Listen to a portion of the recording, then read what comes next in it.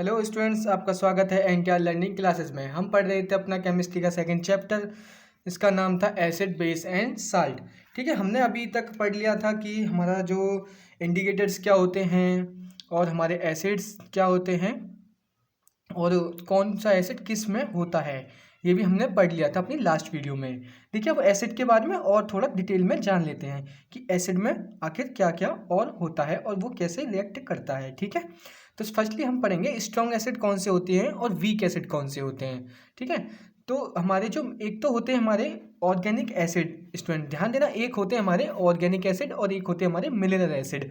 तो mineral acid, जितने भी मिनरल एसिड होते हैं स्टूडेंट हमारे, वो स्ट्रॉन्ग एसिड होते हैं। क्या होते हैं? Strong acid. याद करिए, जितने मिनरल एसिड होते हैं हमारे वो स्ट्रॉन्ग एसिड होते हैं और जितने ऑर्गेनिक एसिड होते हैं वो हमारे वीक एसिड होते हैं। क्योंकि organic acid student, organic acid हमारे मिलते हैं बाय नेचर। नेचर का एसिड होते हैं वो, इसलिए वो स्ट्रॉन्ग नहीं होते। उन्हें हम आसानी से खा भी सकते हैं, पी भी सकते हैं। ठीक है, वो हमारे ज़्यादातर फ्रूट्स में मिल जाएंगे आपको, और हमारे टार्टरिक वगैरह, हल्दी वगैरह, इन सब में हमारे थोड़ा थोड़ा जो एसिड होता है वो नेचुरली एसिड होता है, तो वो हमें ज़्यादा हार्मफुल नहीं करता। ठीक है, तो चलिए आगे पढ़ते हैं बिना टाइम को वेस्ट करते हुए। देखिए इसमें क्या है, the strong acid and weak acid के बारे में पढ़ेंगे। ऑल मिनरल एसिड, जैसे कि मैंने आपको बताया था, मिनरल एसिड जितने भी हैं वो हमारे क्या हैं, स्ट्रॉन्ग एसिड है स्टूडेंट। ठीक है, आपको पता चल गया स्ट्रॉन्ग एसिड।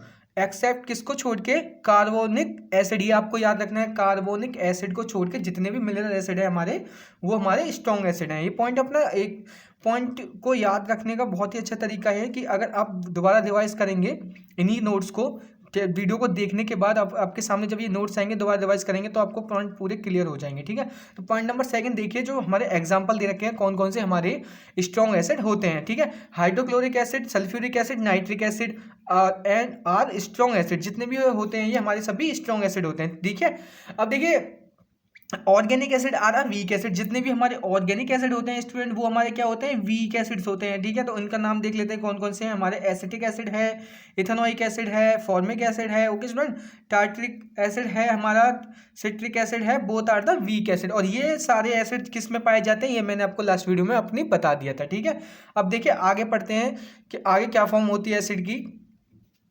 ये याद करने के लिए नहीं है स्टूडेंट, बस ये जानकारी के लिए है, आपको जानना जरूरी है इनके बारे में। आपको पता होना चाहिए कि क्या क्या एसिड की फॉर्म में होती हैं और मिनरल्स एसिड कौन से होते हैं, ऑर्गेनिक एसिड कौन से होते हैं, और ये वीक होते हैं, स्ट्रॉन्ग होते हैं, ये सब पता होना चाहिए। ये इसमें से एमसीक्यूज टाइप क्वेश्चन बन जाएंगे। ठीक है, अब देखिए कंसनट्रेटेड एसिड और डाइल्यूट एसिड की फॉर्म में कैसा कैसा क्या होता है। कंसनट्रेटेड एसिड का फॉर्म कैसी होती है और डाइल्यूट एसिड की फॉर्म कैसी होती है, वो आपको जानना है पहले। देखिए फर्स्टली देखिए कंसनट्रेटेड। एक concentrated acid is one of which contain minimum possible amount of water in it. मतलब वो minimum possible amount of water में जो होता है वो हमारा कंसनट्रेटेड होता है। ये हमारा डाइल्यूट से काफ़ी स्ट्रॉन्ग भी होता है स्टूडेंट। ठीक है, ये हमारा डाइल्यूट से काफ़ी स्ट्रॉन्ग भी होता है। देखिए आगे चलते हैं, आगे क्या लिख रखा है, आगे दे रखा है डाइल्यूट के बारे में लिख रखा है आगे, तो डाइल्यूट के बारे में पढ़ेंगे। देखिए डाइल्यूट के बारे में क्या लिखा है स्टूडेंट, यहाँ पे लिखा हुआ है कि a dilute acid is one which contain much more of water in it. मतलब जैसे उसमें उल्टा था कि उसमें वाटर की जो प्रेजेंस थी वो कम थी कंसंट्रेशन में, और वो हाईली रिएक्टिव भी था और स्ट्रॉन्ग भी था। अब ये डाइल्यूट जो है वो स्टूडेंट ऐसा है, इसकी वाटर की प्रेजेंस इसमें थोड़ी ज़्यादा होती है कंसंट्रेशन से। ठीक है, ये भी हाईली रिएक्टिव होता है, लेकिन ऐसा होता है कि जो इसमें स्ट्रांगनेस होती है in comparison to concentrated acid से वो कम होती है। ठीक है, तो ये हमने एसिड के बारे में अब तक जान लिया। अब उसकी हम प्रॉपर्टीज़ के बारे में जानते हैं कि प्रॉपर्टीज़ क्या क्या है हमारी एसिड के। ठीक है, देखिए फर्स्टली प्रॉपर्टीज़ इसमें दे रखा है कि मैंने आपको ये पहले पढ़ा चुका हूँ। अब इसकी डिफाइन में, acids have a sour taste. जो एसिड होते हैं वो हमारे खट्टे टेस्ट के होते हैं, मतलब उनका टेस्ट जो होता है वो खट्टे टाइप का होता है, मतलब खट्टा ही होता है स्टूडेंट।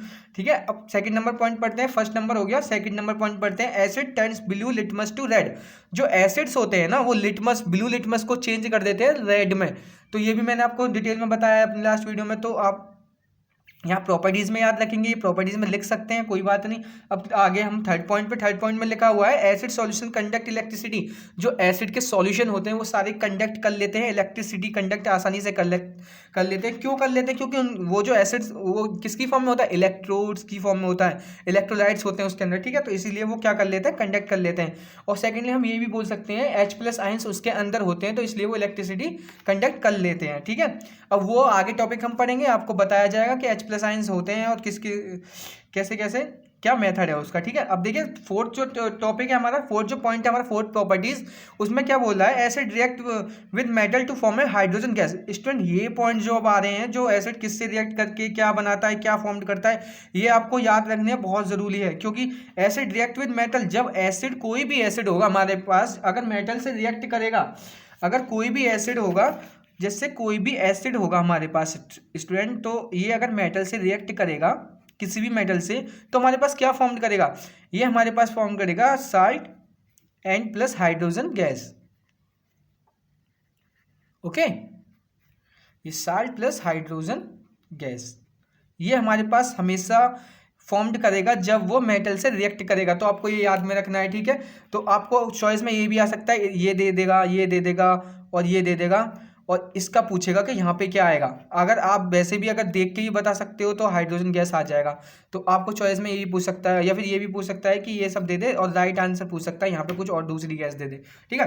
तो देखिए क्या है कि अब आगे देखिए, when an acid react with metal, इसने बोला जब एसिड रिएक्ट करता है मेटल से, जब एसिड रिएक्ट करता है हमारा मेटल से, तो metal the salt and hydrogen gas is form, तो हमारा साल्ट फॉर्म होता है स्टूडेंट। देखिए तो हमारा क्या फॉर्म होता है, साल्ट फॉर्म होता है और हाइड्रोजन गैस फॉर्म होती है, ठीक है।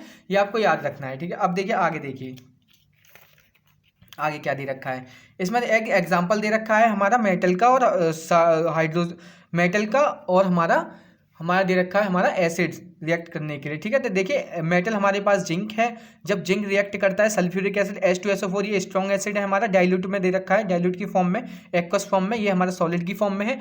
तो क्या फॉर्म करेगा, ZnSO4 जिंक सल्फेट फॉर्म करेगा, जो कि हमारा एक्वस की फॉर्म में होगा, और हमारा हाइड्रोजन गैस इवॉल्व करेगा, ठीक है। तो इसका एक्सपेरिमेंट भी करके देखा है कि एक्सपेरिमेंट करते हैं, तो एक्सपेरिमेंट में सबसे पहले हम लेंगे एक बॉइलिंग ट्यूब लेंगे, इसको बॉइलिंग ट्यूब बोलते हैं स्टूडेंट। ये जो हमारी है, ये हमारी बॉइलिंग ट्यूब है, इसको हम बॉइलिंग ट्यूब बोलते हैं, ठीक है। और एक स्टैंड लेंगे जिसपे ये हमारा स्टैंड होगा, जिसपे ये हमारी स्टैंड होगी, मतलब वो स्टैंड इसको पकड़े रखा होगा, ठीक है। तो इसमें क्या करेंगे, एक रबर कॉर्क लगाएंगे, रबर कॉर्क लगा दी स्टूडेंट। उसके बाद क्या होगा, एक हमारा ग्लास डिलीवर ट्यूब होगा, इसकी हेल्प से क्या होगा, जो इसमें बबल्स और जो गैस निकलेगी वो इसकी हेल्प से इसमें ट्रांसफर हो जाएगी, जो कि हमारे पास क्या है, एक सोप सॉल्यूशन में ट्रांसफर करने के लिए, ठीक है। तो फर्स्टली आप जान लीजिए कि प्रोसेस सारा क्या होता है। सबसे पहले हम क्या लेते हैं, जिंक ग्रेन्यूल्स लेते हैं उसमें टेस्ट ट्यूब में, किसमें, test tube, boiling test tube में जिंक ग्रेन्यूल्स ले लिए। उसके बाद कुछ अमाउंट में हम डाइल्यूट सल्फ्यूरिक एसिड में ऐड कर देते हैं। जैसे ही हम उसमें डाइल्यूट सल्फ्यूरिक एसिड ऐड करेंगे, ये हमारा डाइल्यूट सल्फ्यूरिक एसिड है स्टूडेंट, अगर जैसे ही हम इसको ऐड करेंगे तो क्या होगा कि एक बबल्स टाइप का फॉर्मेशन होगा उसकी सरफेस पे, जिंक ग्रेन्यूल्स, ये हमारे जिंक ग्रेन्यूल्स हैं, इसकी सरफेस पे क्या होगा, बबल्स फॉर्मेशन होगा। जब बबल्स फॉर्मेशन होगा तो ये हमारा बबल्स फॉर्मेशन एक गैस है, जब बबल्स फॉर्म होते हैं तो इसका मतलब सीधा सीधा है कि वो गैस उसमें इवॉल्व हो रही है, मतलब गैस निकल रही है उसमें से। तो जब बबल फॉर्मेशन होगा तो इसकी हेल्प से, ग्लास डिलीवर ट्यूब की हेल्प से क्या होगा कि ये जो गैस निकली है ये हमारी सॉल्यूशन में पहुंच जाएगी, सोप सॉल्यूशन में, ठीक है स्टूडेंट। ये हमारी सोप सॉल्यूशन में पहुंच जाएगी, यही इसका प्रोसेस है। उसके बाद क्या होगा, जब सोप सॉल्यूशन में इसको ये डिप होगा हमारा ग्लास डिलीवर ट्यूब, तो उसमें बबल्स फॉर्मेशन होगा, बबल्स का फॉर्मेशन होगा और ऊपर की तरफ निकलेंगे। अब इसको हम कैसे चेक करेंगे कि ये हमारी हाइड्रोजन गैस है। हमेशा याद रखना कि हाइड्रोजन गैस क्या होती है, जब उसको बर्निंग करते हैं ना, उसके पास जब कैंडल वगैरह जली हुई लेके आते हैं तो वो पॉप साउंड देती है, मतलब कि पट करके ऐसे करके साउंड देती है। तो क्या होगा, जब उसको गैस निकलेगी तो उसके सामने हम लेके आएंगे एक बर्निंग कैंडल लेके आएंगे, तो उससे पॉप साउंड निकलेगा। तो तभी हम समझ जाएंगे, जब उसका पॉप साउंड निकलेगा तो hydrogen gas burning with the pop sound making a little explosion, ठीक है। तो मेकिंग इसमें बता दिया कि हाइड्रोजन गैस जो होती है हमारी पॉप साउंड देती है जब हम उसे बर्न करते हैं, ठीक है। तो यही हमारा प्रोसेस है जिससे कि हम पता कर सकते हैं कि हमारी हाइड्रोजन गैस इवॉल्व हो रही है इस प्रोसेस से, ठीक है, और निकल रही है, ठीक है। तो ये हमारा एक्टिविटी, हमारी एनसीईआरटी की एक्टिविटी है, जिससे कि हमने पता कर लिया कि हमारी हाइड्रोजन गैस इवॉल्व हो रही है, ठीक है। अब देखिए हम चलते हैं अपने अब हम चलते हैं अपने प्रॉपर्टीज फिफ्थ पर। प्रॉपर्टीज फिफ्थ में देखिए क्या बोल रहा है, फिफ्थ में देखिए आपको acid react with metal carbonate. जब वहां पे एसिड रिएक्ट कर रहा था मेटल से, वहां पे एसिड रिएक्ट कर रहा था मेटल से, अब यहाँ पे क्या होगा, एसिड रिएक्ट करेगा किससे बेटा, एसिड रिएक्ट करेगा हमारा मेटल कार्बोनेट से, मेटल कार्बोनेट, ठीक है। मेटल कार्बोनेट से कर सकता है और मेटल हाइड्रोजन कार्बोनेट से भी कर सकता है, ठीक है। हाइड्रोजन एक ही प्रोडक्ट फॉर्म होगा इससे, दोनों से।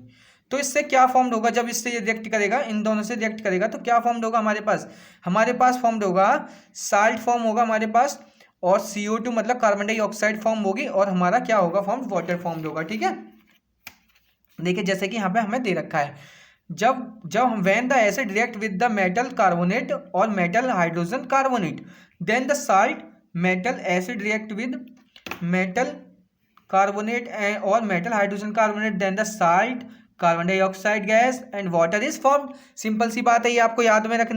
देखिए जब मेटल कार्बोनेट को ऐड किया एसिड के साथ रिएक्ट कराया तो साल्ट मिला, कार्बन डाइऑक्साइड मिली, वाटर मिला। ठीक है, अब इसके बाद क्या है, मेटल हाइड्रोजन कार्बोनेट एसिड से रिएक्ट कराएंगे तो क्या मिलेगा स्टूडेंट, इसके बाद मिलेगा हमारे पास साल्ट मिलेगा, कार्बन डाइऑक्साइड मिलेगी, वाटर मिलेगा। सेम हो रहा है, सेम प्रोसेस हो रहा है। ठीक है, अब देखिए ये आपको याद में रखना है, मेटल से रिएक्ट कराता है तो क्या मिलता है, मेटल कार्बोनेट से रिएक्ट कराता है तो क्या मिलता है, मेटल हाइड्रोजन कार्बोनेट से जब एसिड रिएक्ट होता है तो क्या मिलता है। देखिए ऐसे जैसे प्रॉपर्टीज इसकी आ रही है ऐसे बेस की आएंगी, तो आपको अभी एसिड के बारे में पढ़ना है सिंपली, फिर बेस के बारे में भी हम पढ़ेंगे। ठीक है, अब देखिए आगे एक एग्जांपल दे रखा है इसने कार्बोनेट का।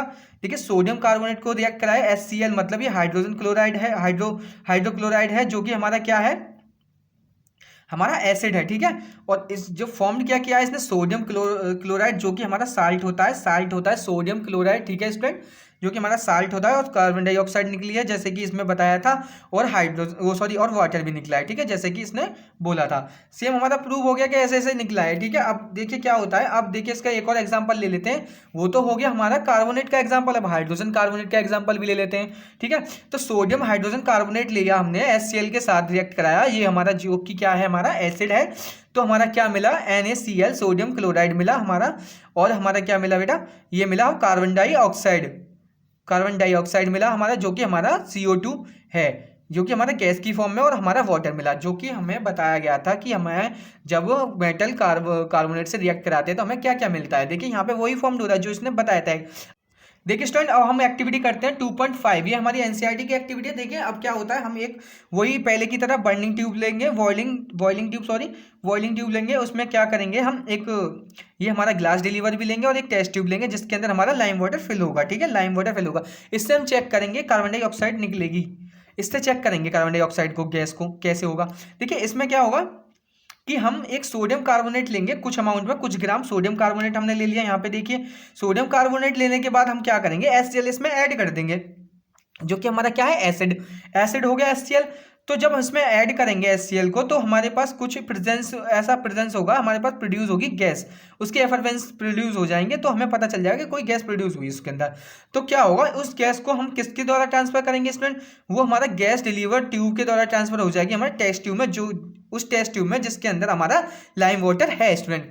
अब इसके बाद क्या होगा कि लाइम वाटर हमारा जो कलर चेंज कर देगा, पहले तो हमारा कलरलेस है, मतलब कि एक ट्रांसपेरेंट टाइप का एक लिक्विड है लाइम वाटर। ठीक है, उसके बाद क्या होगा, जब इसमें गैस आएगी तो फर्स्टली जैसे ही गैस आएगी इसमें इसका जो चेंज हो जाएगा, हमारा व्हाइट PPT में फॉर्म्ड हो जाएगा। ये जब व्हाइट PPT में हमें दिखने लगेगा तो कुछ टाइम बाद अगेन जब कंटिन्यूसली इसमें होगा तो कुछ टाइम बाद उसका चेंज फिर से वही आ जाएगा अगेन, जो इसका जो कलर था पहले से, जो हमारा क्या ट्रांसपेरेंट था, मतलब कलरलेस था, तो वो पहले से दोबारा से ऐसा ही हो जाएगा। देखिए इसमें देख लेते हैं, आपको पढ़ के सुना रहा है। Take a 0.5 gram of the sodium carbonate in a boiling tube, add 2 ml of a dilute HCl in a tube. ठीक है, we will observe that effervescence of the gas is produce. ठीक है, अब एफरवेंस हो गया, produce हो गया, passing the gas is lime water. जब गैस को लाइम वाटर में पास कराएंगे, keep on passing of CO2 gas through milky lime water. जब हम पास कराते हैं तो क्या होता है, लाइम वाटर हमारा मिल्की में चेंज हो जाता है, तो व्हाइट PPT भी बोल सकते हैं उसको। तो ठीक है, तो फॉर सम मोर टाइम्स हम उसमें लगातार उसमें पासिंग कराते रहेंगे उस गैस को, तो क्या होगा, हमारा क्लियर हो जाएगा अगेन, जो लाइम वाटर जैसा था वैसे ही अगेन हो जाएगा, दोबारा से क्लियर हो जाएगा। ठीक है स्टूडेंट, अब देखिए आगे पढ़ लेते हैं। आगे इसका रिजल्ट हमें क्या मिलता है, इससे हमें क्या पता चलता है, इससे हमें पता चलता है this so that the white PPT of A calcium carbonate dissolve on passing axis of A carbon dioxide gas. क्या होता है, जो हमारा जो एक्सेस अमाउंट में कार्बन डाइऑक्साइड जब पास करते हैं तो कैल्शियम कार्बोनेट हमारा क्या करता है, व्हाइट PPT फॉर्म कर देता है। तो इससे हमें पता चल गया कि जो गैस आने वाली है उसके अंदर जो मिली है लाइम वाटर में आके, वो हमारी कार्बन डाइऑक्साइड गैस है स्टूडेंट। ठीक है, यहाँ तक हो गया आपको क्लियर। ठीक है, अब देखिए क्या है कि अगला जो पॉइंट है हमारा, जो अगली प्रॉपर्टीज है वो है हमारी एसिड रिएक्ट विद बेस जब एसिड हमारा रिएक्ट करता है बेस से तो क्या फॉर्म करता है, जब acid react with base then और एल्कलाइज बोल सकते हैं, तो to form salt and water, ये भी याद रखना है आपको, सॉल्ट और वाटर फॉर्म करता है। फिर देखिए when an acid react with base then salt water are formed, ठीक है। अब देखिए जब एसिड रिएक्ट करेगा हमारा बेस से तो क्या फॉर्म होगा, सॉल्ट एंड वाटर फॉर्म होगा। इस रिएक्शन को हम क्या बोलते हैं, न्यूट्रलाइजेशन रिएक्शन बोलते हैं, ये आपको याद रखना है, ठीक है, कि न्यूट्रलाइजेशन रिएक्शन कब होती है। This is reaction is called a neutralization reaction, ठीक है, ये न्यूट्रलाइजेशन रिएक्शन हमारी होती है, ठीक है। तो अब देखिए हम बेस को एसिड से रिएक्ट कराएंगे, NaOH हमारा बेस होता है, HCl हमारा एसिड होता है, इसको सोडियम हाइड्रोक्साइड बोलेंगे, सोडियम हाइड्रोक्साइड बोलेंगे, हाइड्रोक्लोराइड बोलेंगे, ठीक है। अब क्या होगा, ये हमारा एसिड हो गया, ये हमारा बेस हो गया स्टूडेंट। अब जब हमारा ये एसिड बेस हो गया तो हमारा फॉर्म करेगा साल्ट एंड वाटर, जो कि NaCl in the form of salt होता है, सोडियम क्लोराइड हमारा साल्ट होता है, और हमारा H2O हमारा क्या होता है स्टूडेंट, ये हमारा होता है वाटर, ठीक है। अब ये इसने फॉर्म कर दिया। अब आगे देखिए आगे क्या होता है, अब आगे जो नेक्स्ट प्रॉपर्टीज है हमारी, नेक्स्ट प्रॉपर्टीज में देख लीजिए, the reaction of metallic oxide with acid, जब कोई भी मेटेलिक ऑक्साइड एसिड से रिएक्ट करता है तो क्या फॉर्म करता है, इसमें भी वही कंडीशन है, साल्ट एंड वाटर फॉर्म करता है, ठीक है। तो जब CO कॉपर सेकंड ऑक्साइड हमारा ब्लैक कलर का होता है, वो जब रिएक्ट करता है HCl क्लोराइड हाइड्रोक्लोराइड एसिड से, तो क्या फॉर्म करता है, कॉपर क्लोराइड फॉर्म करता है, कॉपर क्लोराइड फॉर्म करता है स्टूडेंट। और हमारे उसके साथ साथ क्या फॉर्म करता है, हमारा वाटर, ठीक है। जो कॉपर क्लोराइड हमारा फॉर्म हुआ है वो किसकी फॉर्म में हुआ है, एक्वस की फॉर्म में, ब्लू ग्रीन कलर में हुआ है, पहले ब्लैक कलर का था फिर ब्लू ग्रीन कलर हुआ है इसके बाद, ठीक है।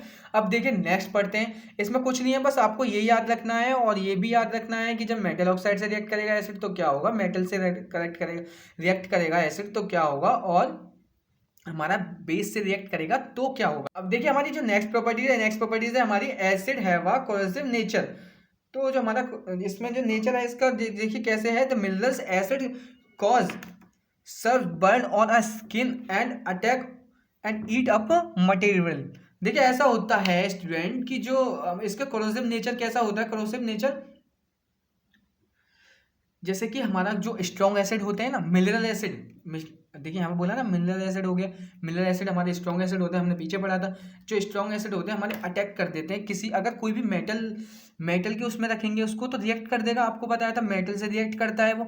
अगर किसी मेटल कंटेनर में अगर उसको रख दें एसिड को तो वो रिएक्ट कर जाता है, तो उसको क्या करता है, उसकी जो सरफेस होती है उसको खाने लगता है, उसको गला देता है एसिड। तो इसलिए उसको मेटल में नहीं रखते, वुड पे डाल देते हैं तो उसको भी गला देता है। क्लॉथ्स पे अगर एसिड डल जाए तो क्या होगा, क्लॉथ्स को जला देता है वो स्टूडेंट, ठीक है। अगर आपके हैंड पे बाई चांस अगर आपके हैंड पे भी डल जाए एसिड कोई तो आपको उसको जला देता है, अगर स्ट्रॉन्ग एसिड होगा तो क्योंकि मिनरल एसिड इसमें बोला है तो वो स्ट्रॉन्ग एसिड ही होता है, ठीक है। अब देखिए आगे नोट्स में क्या बोलते हैं, नोट्स में देखिए आप, नोट में है हमारा, नोट में है acid are never store in metal में स्टोर नहीं कर सकते, कंटेनर मेटल कंटेनर में स्टोर नहीं कर सकते, because they corrode and eat up metal container. क्या होगा, वो हमारा क्या करेगा, उसको खा लेगा, मतलब एक तरीके से क्या करेंगे, उसको क्या बोल सकते हैं कि उसको गला देगा, ठीक है, रिएक्ट कर जाएगा उससे, उसको गला देगा, ठीक है। आज की वीडियो में बस इतना ही है स्टूडेंट, बस आपके लिए अगली वीडियो लेके आएंगे, इससे आगे वाले टॉपिक अगली वीडियो में हम कवर करेंगे, ठीक है। जय हिंद।